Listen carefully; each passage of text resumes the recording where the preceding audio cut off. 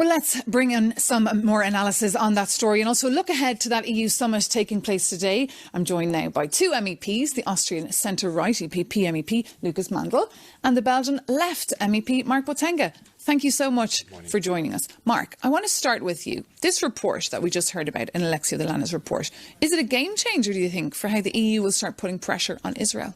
Well, it should be. So we've seen over the last year and a half, we've seen a number of international institutions, the International Court of Justice, explaining what the obligations are for third states, not to be complicit in a potential genocide, not to be complicit in the illegal occupation. We have seen that the EU itself, from the inside, knew since 2024 that there's violations of human rights. Today, Kaja Kallas, High Representative, has very clearly stated that Israel is in breach of its obligations. So there should be consequences. If there's no consequences, basically you're saying, you know, we don't care, Israel can do whatever it wants. So that's the view from the left. What about the view from the EPP group, which is, of course, the biggest group in the European Union as it stands? Should the EU suspend or review the EU-Israel trade agreement, in your view? The European Parliament has taken decisions with huge majorities several times for the interest of Israel, for the security of Israel, for the right of Israel to defend itself. Actually, we have now weeks with rather positive developments, of course, within troubled times when it comes to weakening the Iranian regimes, when it comes to Gaza Help Foundation. But on the discussion, Lucas Mandl, today at that summit is the document. We would go the very wrong direction with suspension of the association agreement. Quite the other way around should be the direction we go to. We should make an association agreement or at least a trade agreement with the Abraham Accords countries, for example. But what about little parts of that agreement? Because, of course, there's 93 billion euros earmarked for Israel when it comes to Horizon Europe, which is a massive project that focuses on research and innovation. Should the EU go after that fund, for example, to put pressure?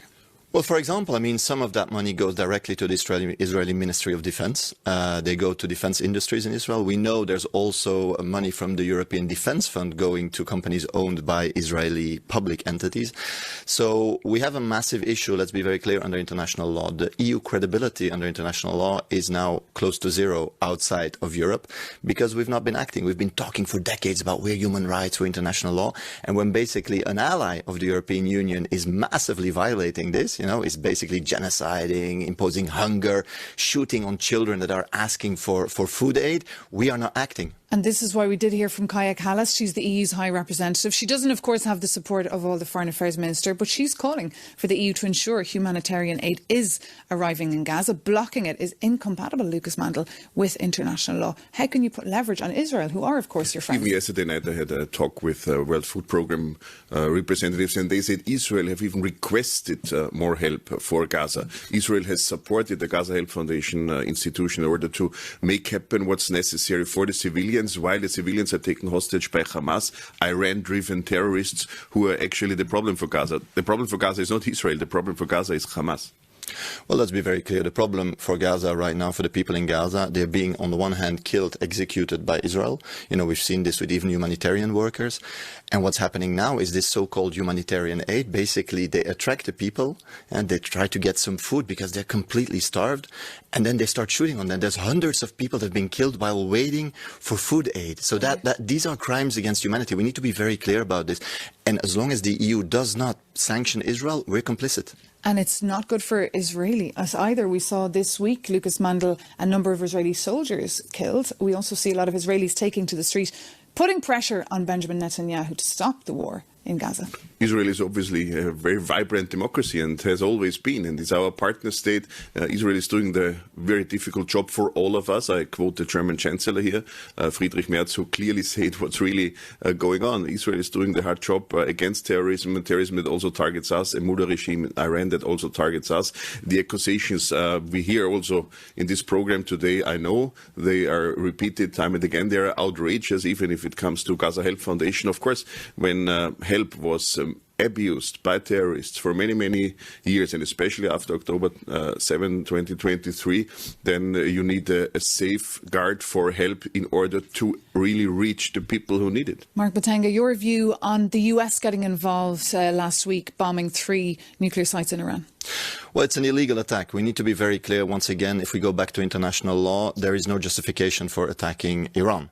There was no imminent threat, so you cannot invoke self-defense, legitimate self-defense under the the UN Charter, it's out of the question. It was even out of the question for Israel. There's no real legal debate about this.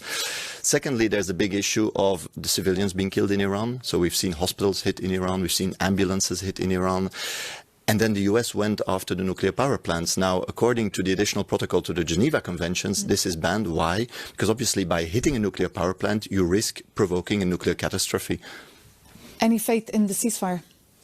That will be proved by the behavior of the Iranian mullah regime. If they continue to attack, if they continue to abuse terrorist groups and fund them all over the world against the free world, if they continue to attack Israel, Israel will defend itself. That's what I suppose. And many things that have been mentioned here are up to courts. And I believe in the rule of law system. I don't believe in such judgments. You do not really, because you're undermining everything the International Court of Justice has said. You're seeing Israel as a partner while their prime minister has an arrest warrant of the International Criminal Court. So basically what you are doing is defending, the speaking points of the Israeli embassy against the international courts. You are outside international legality right now. No, I'm definitely not outside international legality. I even require legality from the EU bodies who tried to judge Israel for whatever. They didn't even listen to Israel in the first place, only due to my parliamentary request. They even sent a questionnaire to Israel. Otherwise, the accused body... You're not acting for Israel. You're not acting for the EU interest. We can bring this conversation, Lucas Mandl, to an end. A glimpse really of the conversation being had now